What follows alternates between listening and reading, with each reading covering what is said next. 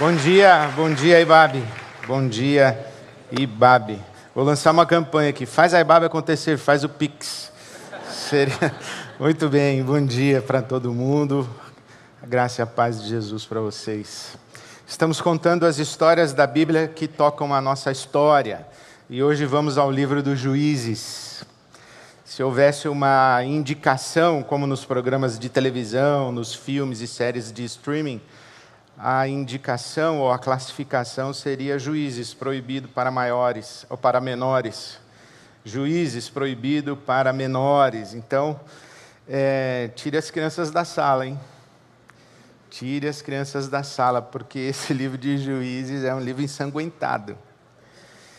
A Bíblia é assim, né? A Bíblia é um livro de singular beleza, mas também é um livro que não esconde a maldade humana e não esconde, não varre para debaixo do tapete, não tranca nos armários as histórias de violência, de injustiça, de vingança, de justiçamentos.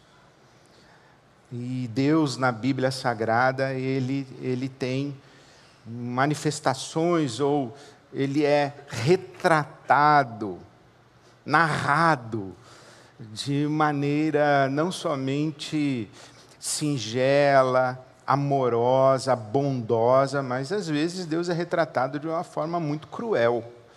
E o livro dos Juízes tem tudo isso misturado. E eu quero contar para você, então, essa história, e uma delas, porque são muitos juízes. E o livro dos Juízes conta o tempo em que o povo de Israel viveu na terra de Canaã, logo depois da conquista da terra, com Josué, e antes do chamado reino, quando Israel não tinha um rei, não era uma monarquia, eram juízes que governavam Israel. E é um texto importantíssimo para nós, porque também a Bíblia ela é um livro muito contemporâneo, muito atual. Veja, por exemplo, e aqui começa a parte do desaconselhável para menores. Você sabia que, por hora, no nosso país, 7 crianças e adolescentes são vítimas de estupro? 7 por hora. 7 por hora. Você sabia que destas crianças e adolescentes que são vítimas de estupro, 71% têm menos de 17 anos? E 28% têm entre 9 e 14 anos? Gravíssimo, né? Sabe que estes estupros que vitimizam as nossas crianças e adolescentes, eles acontecem, na sua maioria, dentro de casa, e são praticados por pessoas que têm um vínculo com essas crianças e adolescentes. Familiares, pais, padrastos. Abuso infantil. Sabia que 4 mulheres são assassinadas por dia no Brasil? 4 mulheres por dia são assassinadas no Brasil, assassinatos classificados como feminicídio, isto é, elas foram mortas porque eram mulheres. Foram mortas na condição de mulher. E aí a gente vê que o noticiário cotidiano nosso também está muito desaconselhável para menores. Mulheres agredidas dentro do elevador. Agora a medição é socos por segundos que uma mulher sofre. Antigamente essa agressão era oculta, era escondida, era dentro de casa. As mulheres saíam à rua com óculos escuros, disfarçavam seus hematomas com bases, maquiagem. Agora elas são agredidas em público, com registro de filmagem dentro de um elevador. Esta cultura de vitimização das mulheres é muito alimentada pelo que nós chamamos de patriarcado. Essa discussão a respeito de uma sociedade patriarcal e de um patriarcado.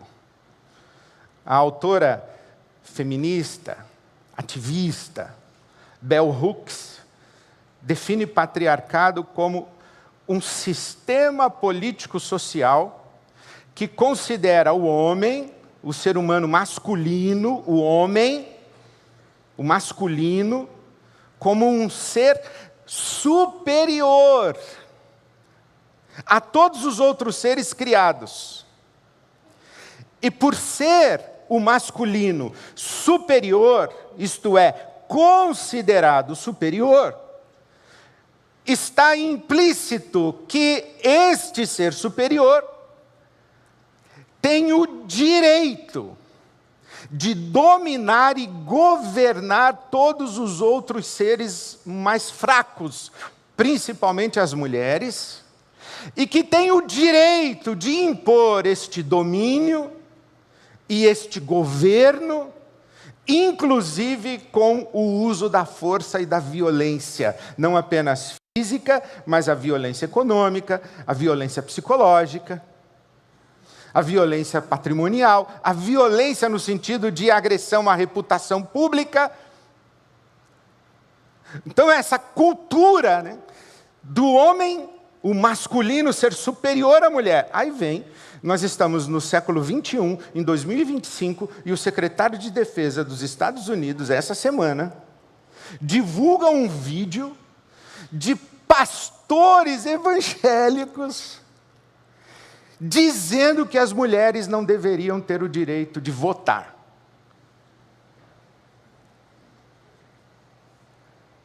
Inclusive um que diz o seguinte, que o voto deveria ser por família, e que o homem votaria em nome da sua família. Está vendo o que é patriarcado? Patriarcado é isso, não é um nome que descreve um fenômeno, não é um nome que aparece em teses e dissertações de doutorado na academia, para descrever fenômeno social, não. É uma realidade, é um nome que se dá a uma cultura na qual nós estamos envolvidos, em que um sujeito sai socando a namorada, a esposa no elevador, e o secretário de Defesa dos Estados Unidos diz que a mulher não deveria votar. Por quê?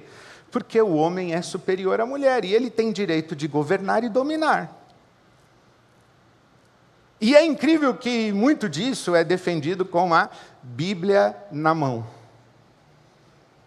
E você já deve ter ouvido isso muito, que o marido é o cabeça da mulher, que o homem é o sacerdote do lar, e que os homens devem assumir o seu lugar, o seu papel. E eu fico estarrecido com isso que está acontecendo no nosso Brasil, com eventos. Eu tenho um meu amigo pastor que fez na igreja dele um congresso chamado Testosterona. Tem um movimento masculino evangélico chamado machonaria. É de rir, não é? Não fosse trágico, irmão, seria cômico. Testosterona, machonaria,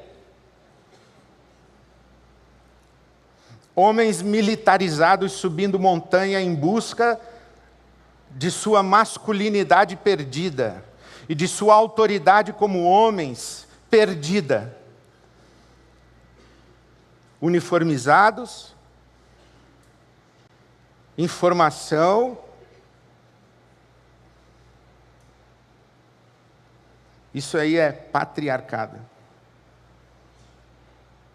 Muito interessante que Israel, durante um tempo, vivia numa cultura em que Deus era mulher. A deusa mãe, Astarote. E se converte, né, a Yahvé. E dá a sugestão à narrativa bíblica que Yahvé não gosta muito de mulheres. A cultura judaica foi construída com essa perspectiva. Para você ter uma ideia, nos dias de Jesus, um judeu acordava e orava dizendo: eu agradeço a Deus porque não nasci cachorro, não nasci samaritano e não nasci mulher. Pensa isso. Como é que um bicho desse pode votar? Eu digo o sujeito que ora desse jeito. As teólogas feministas, elas usam expressões muito interessantes, e uma delas, Salma Ferraz, ela usa a expressão Israel de saias, falando das mulheres que são ocultadas, invisibilizadas, escondidas na tradição bíblica, né? Aí você diz assim: não, pastor, não são. São sim. Nós temos denominações cristãs evangélicas hoje no Brasil que proíbem as mulheres de falar no púlpito da igreja, que não reconhece o dom, o ministério, a vocação, a unção espiritual das mulheres. Hoje, 2025, século 21. Então isso existe. E a Salma Ferraz fala de Israel de saias, a Israel de Sara, de Rebeca, de Raquel, a Israel de Abigail, que é uma das minhas prediletas, que foi uma das esposas do rei Davi. Jesus era, inclusive, sustentado financeiramente por mulheres.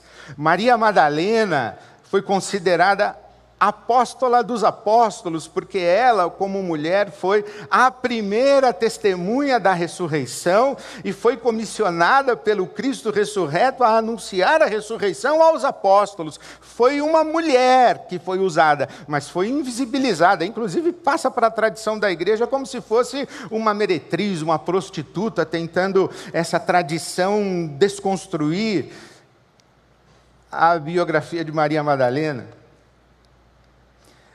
Então, Israel de saias, eu tomo emprestada essa expressão da Salma Ferraz para falar de um Deus de saias.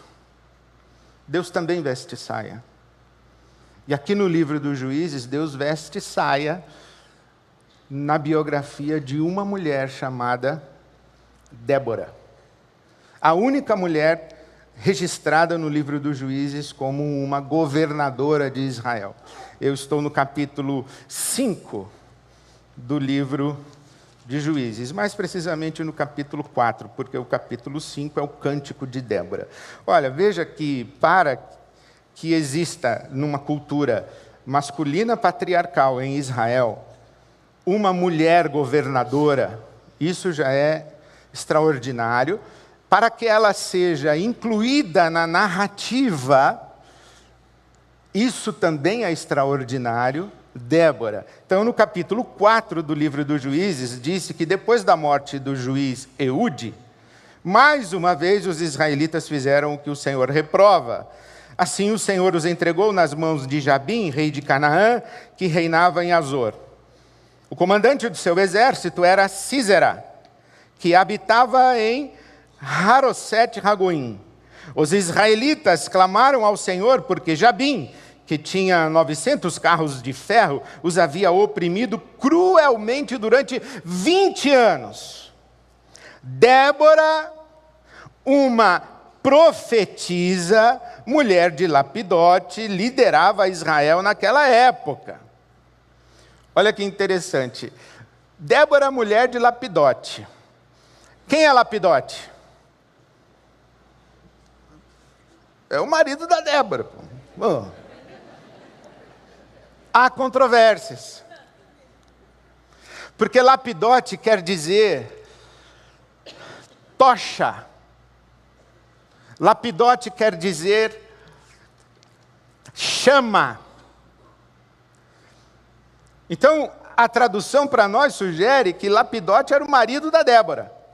Mas também poderíamos dizer o seguinte: a tradução poderia ser uma profetisa chamada Débora, uma mulher em chamas, uma mulher do fogo, ela não tem marido necessariamente. Lapidote pode ser o marido dela, mas pode ser que ela seja uma mulher quente, do fogo. Débora, profetiza, governadora e líder militar. Porque veja o que diz aí o capítulo 4, que Débora, ela mandou chamar Baraque, e disse a Baraque: o Senhor, o Deus de Israel, lhe ordena que reúna 10.000 homens de Naftali e Zebulon e vá ao Monte Tabor. Ele fará que Sísera, o comandante do exército de Jabim, vá atacá-lo com seus carros de guerra e tropas junto ao rio de Quizon e os entregará em suas mãos. Aí o Baraque, o comandante militar, diz assim: se você for comigo eu vou, mas sozinho eu não vou não. Ele quer Débora com ele. O que ele sabe? O que ele sabe é que a lealdade do povo não é dedicada a ele, Baraque. É dedicada a Débora. Débora o povo conhece, Débora o povo respeita, Débora o povo segue. Baraque não necessariamente. Então ele diz: eu preciso de você comigo. E Débora diz: tudo bem, eu vou. Mas fique você sabendo que por causa desse seu gesto aí, eu não sei o que teria no tecla SAP. Por causa dessa sua postura, dessa sua atitude, Deus vai dar a honra da vitória dessa batalha nas mãos de uma mulher. Que mulher? Não. Ah, te peguei. Não é Débora. Porque aqui o negócio se complica, pessoal. Porque aí, então, o exército de Israel vai, os homens de Israel vão ao campo de batalha, liderados por Baraque e Débora, e eles vencem a batalha, e o comandante militar do rei Jabim, Sísera, foge. E chega então ao capítulo 4, versículo 17. Sísera fugiu a pé para a tenda de Jael, mulher do queneu Eber, pois havia paz entre Jabim, rei de Razor, e o clã do queneu Eber. Jael saiu ao encontro de Sísera e o convidou, dizendo: venha, entre na minha tenda, meu senhor, não tenha medo. Ele entrou e ela o cobriu com um pano. Estou com sede, disse ele, por favor, dê-me um pouco d'água. Ela abriu uma vasilha de leite feita de couro, deu-lhe de beber e tornou a cobri-lo. Olha que dedicada, né? Deu leite, cobriu, fez uma cama para ele. Descansa, fica aqui, não tenha medo. Sísera disse à mulher, versículo 20, fique à entrada da tenda. Se alguém passar e perguntar se há alguém aqui, responda que não. Jael, mulher de Eber, entretanto, apanhou uma estaca da tenda e um martelo, e aproximou-se silenciosamente, enquanto ele, exausto, dormia um sono profundo, e cravou-lhe a estaca na têmpora, até penetrar o chão, e ele morreu. Ai, gente, você vê que o narrador bíblico é interessante, né? Não precisava dizer, e ele morreu. Bateu uma estaca, pegou um martelo, uma estaca, colocou na cabeça do sujeito e... Se a moda pega, hein, gente?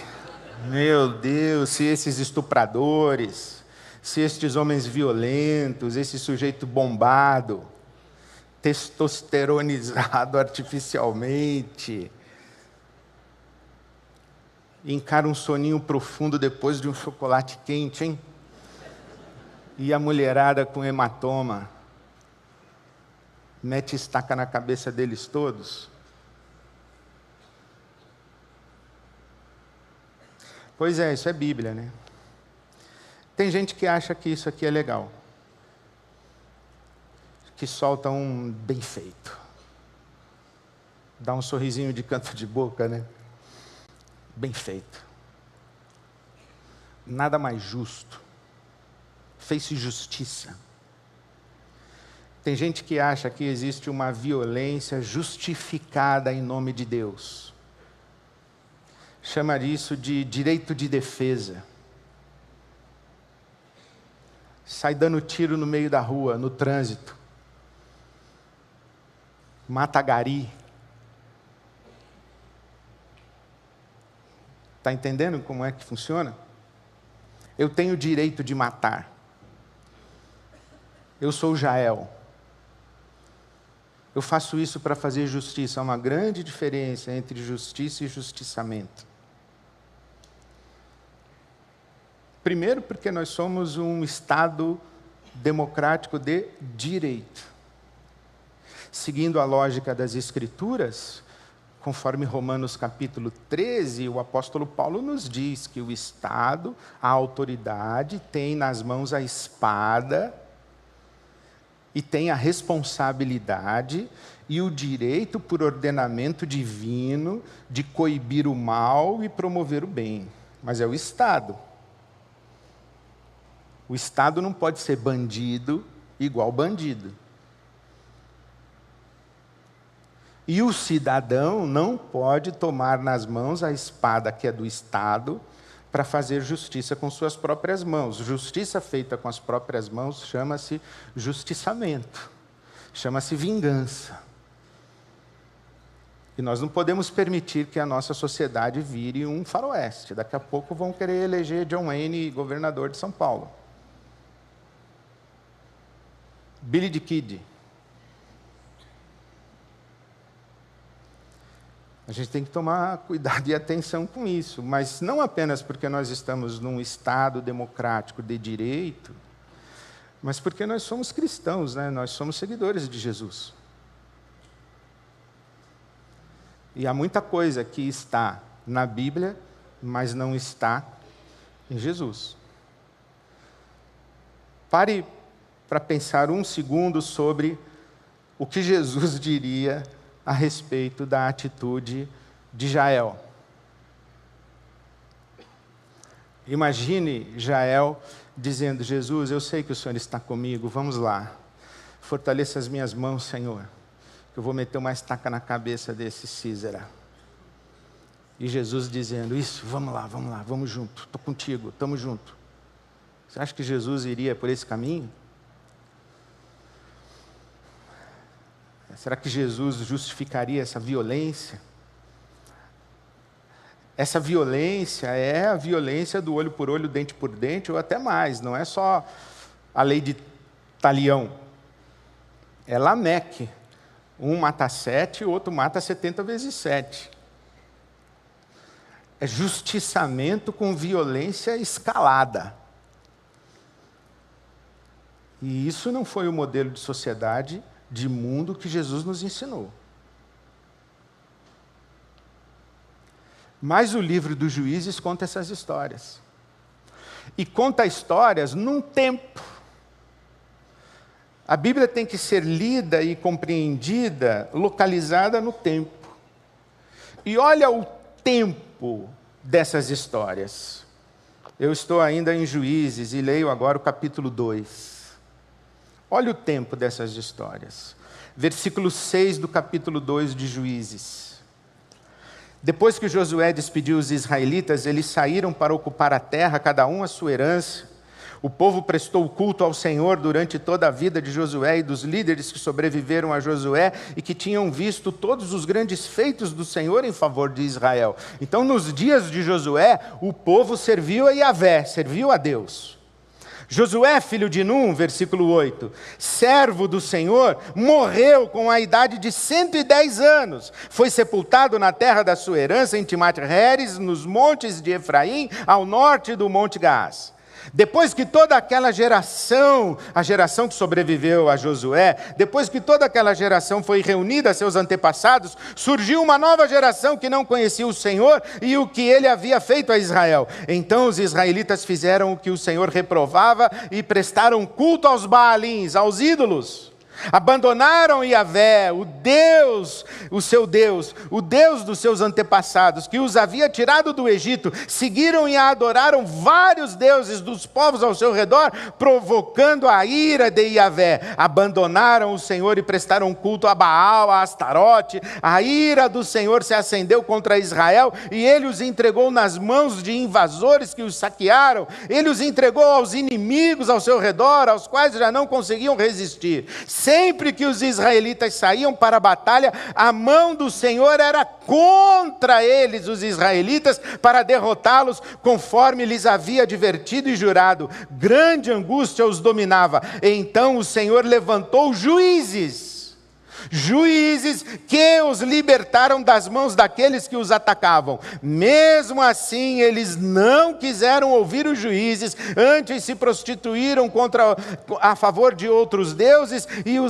os adoraram. Ao contrário dos seus antepassados, logo se desviaram do caminho pelo qual seus antepassados tinham andado, o caminho da obediência aos mandamentos de Yahvé. Sempre que Yahvé lhes levantava um juiz, ele estava com o juiz e salvava o povo de Israel das mãos dos seus inimigos, enquanto o juiz vivia, pois o Senhor tinha misericórdia por causa dos gemidos do povo diante daqueles que os oprimiam e os afligiam. Mas quando o juiz morria, o povo voltava a caminhar ainda piores do que os caminhos dos seus antepassados, seguindo outros deuses, prestando-lhes culto e adorando.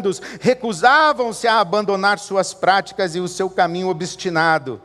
Por isso a ira do Senhor de Yahvé acendeu-se contra Israel e ele disse: como este povo violou a aliança que fiz com seus antepassados e não tem ouvido a minha voz. Veja que interessante essa narrativa de um círculo vicioso de maldades, né? O povo vive em paz,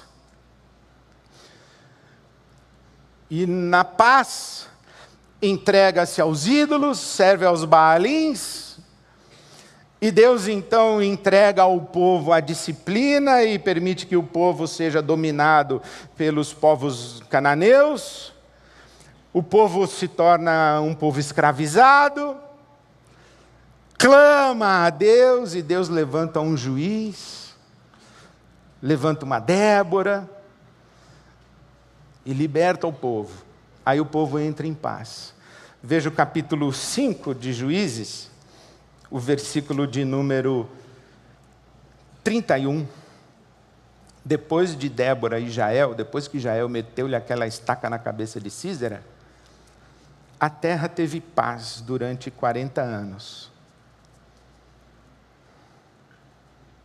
Versículo 1 do capítulo 6. De novo, os israelitas fizeram o que o Senhor reprovava. Tem esse de novo, né? Paz, pecado, escravidão, súplica, libertação, paz. Pecado, escravidão, súplica, libertação, paz. Pecado, escravidão, súplica, libertação, paz. E assim vai. O livro de Juízes é isso aqui, ó. O tempo todo. É nesse tempo que existe a maldição das violências que se perpetuam, né?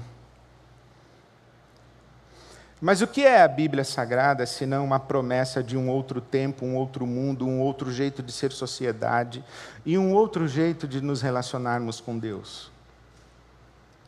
Sim, existem pessoas que vivem essa relação com Deus. Elas são abençoadas por Deus, se esquecem de Deus, se metem em confusão, pedem perdão e misericórdia de Deus, aí são abençoadas por Deus. Sabe o que não existe nesse círculo vicioso? Não existe transformação. Existe ritual e repetição. É mais do mesmo, mais do mesmo. E aqui o livro de Juízes termina.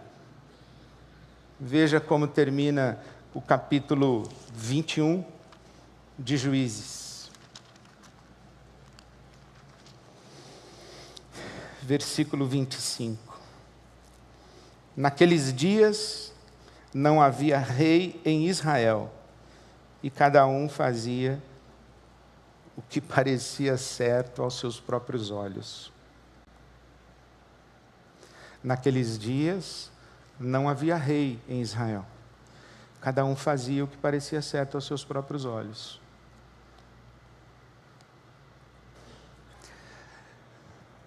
Essa expressão nos lembra o ditado, né? Cada cabeça, uma sentença. E quando a sociedade vive ao critério das cabeças individuais, cada um com sua lei, cada um com sua prioridade, cada um com sua conveniência, cada um com a sua reivindicação de direito, cada um com a sua opinião, cada um com a sua verdade absoluta, é impossível que não exista conflito. O choque dos egos. E no choque dos egos, quem prevalece? O mais forte. O mais rico. O que tem dinheiro para comprar juiz, o que tem dinheiro para subornar, o que tem dinheiro, o que tem exército, o que tem aliança estratégica para bombardear. Aí prevalece, é a barbárie. Quanto menos consciência, mais necessidade de lei. Quanto menos consciência, mais necessidade de força. Porque aqui o livro dos Juízes termina dizendo, das duas uma, ou você tem rei, ou você tem cada cabeça uma sentença. Mas existe uma outra possibilidade de leitura de Juízes 21, 25. É uma preparação para as promessas que os profetas anunciam. E eu quero ler essa daqui para você. Jeremias, capítulo 31. Esta é a aliança que farei com a comunidade de Israel depois daqueles dias. Porei a minha lei no íntimo deles e a escreverei nos seus corações. Serei o Deus deles, e eles serão o meu povo. Ninguém mais ensinará ao seu próximo, nem ao seu irmão, dizendo, conheça ao Senhor, porque todos eles me conhecerão, desde o menor até o maior, diz o Senhor. Então pense, eu termino aqui. Você pode ler Juízes 21, 25 de duas maneiras. A primeira, negativa. Não existe rei, não existe autoridade, não existe um pacto de uma lei comum, e cada um faz o que bem entende. É a barbárie.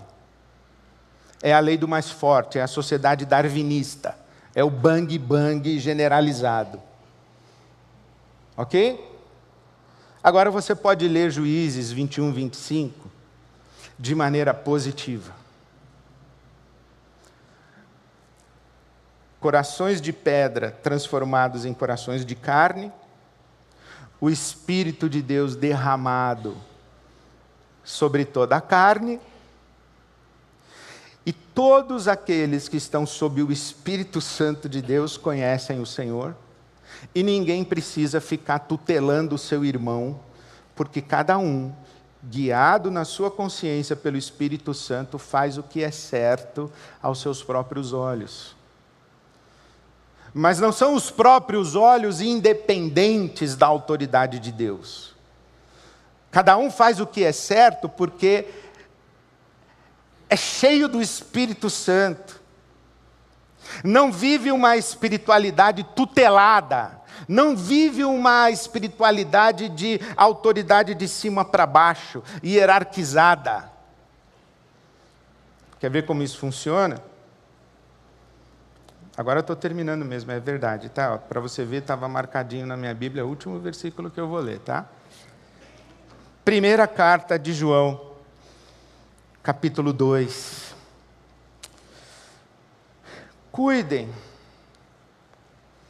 Cuidem-se 1 de João 2, 24. Cuidem-se para que aquilo que vocês ouviram desde o princípio permaneça em vocês. Se o que vocês ouviram desde o princípio permanecer em vocês, vocês também permanecerão no Filho e no Pai. E esta é a promessa que Ele nos fez, vida eterna. Eu escrevo essas coisas para vocês a respeito daqueles que os querem enganar. Mas vocês, quanto a vocês, a unção que vocês receberam dele permanece em vocês. Que unção? O Espírito Santo. O Espírito que vocês receberam permanece em vocês. E não precisam que alguém os ensine. Lembra Jeremias? Eu vou fazer uma aliança e ninguém vai precisar ficar ensinando o outro conheça o Senhor, porque todos o conhecerão. Então João vem e diz assim, olha, a unção que vocês receberam permanece em vocês e não precisam que ninguém os ensine. Mas como a unção dele recebida, que é verdadeira e não falsa, os ensina acerca de todas as coisas, permaneçam nele como ele mesmo os ensinou. Juízes ensina para a gente isso, meu irmão, minha irmã. Ou a gente tem a barbárie de cada cabeça uma sentença e impera a lei do mais forte, sendo força qualquer potência. Ou a gente tem um Estado autoritário, com um rei, que usa a espada para passar o cerol nos maus e defender os bons. O problema disso é que a gente não sabe quem é bom e quem é mau, podendo inclusive o próprio Estado que tem a espada na mão ser o mal. Ou a gente tem uma sociedade onde as pessoas têm consciência, uma consciência transformada por uma experiência com Deus. Ou a gente tem uma sociedade de pessoas iluminadas, que não precisam de tutela, que não precisam de autoridade imposta, porque elas são guiadas pelo Espírito Santo de Deus. Sabe como se chama essa sociedade, em tese? Igreja.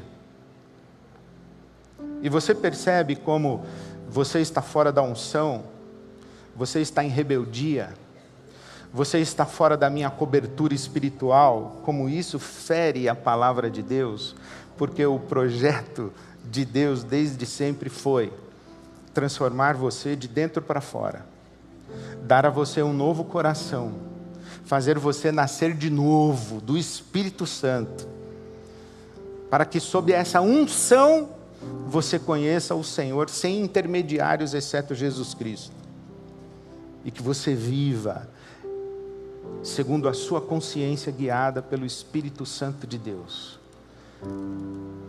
para que a gente não precise meter estaca na cabeça de ninguém, porque não haverá ninguém cometendo violência que precise ser interrompida por estacas fincadas em suas cabeças.